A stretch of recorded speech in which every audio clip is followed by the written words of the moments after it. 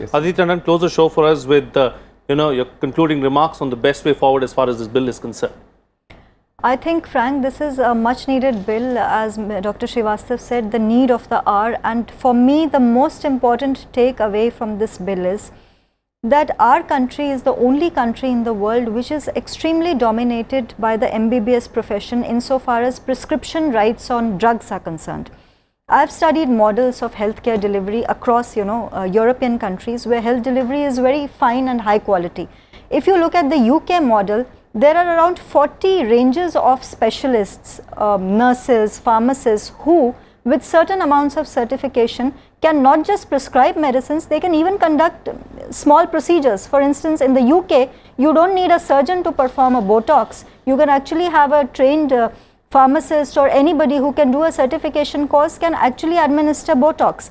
But in India, there is this, stranglehold of a certain profession on a range of things. For instance, a nurse with 30 years experience in ICU is legally not permitted in our country to dispense medicine to the patient. That is absurd. That is sought to be changed through this bill. This bill is proposing for the first time a mid-level health cadre, which is a non-MBBS cadre, which can have nurses, it has to be medical fields, nurses, pharmacists and other such professions where you can actually have certified courses.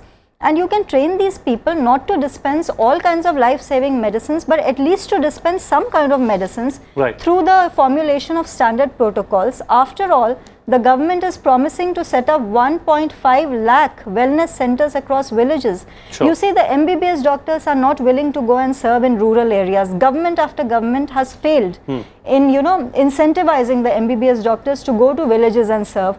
So we should look for new avenues, and that's what this bill does, is what you're saying. You can't not go to the villages to serve and not let another cadre also come up. Right. You can't have the cake and eat it too. So you have to follow the dialogue process and assimilate your concerns and move forward in the interest of the nation. Absolutely. So it cannot be a monopoly of certain sections is what you're suggesting. It has to be far more far-reaching.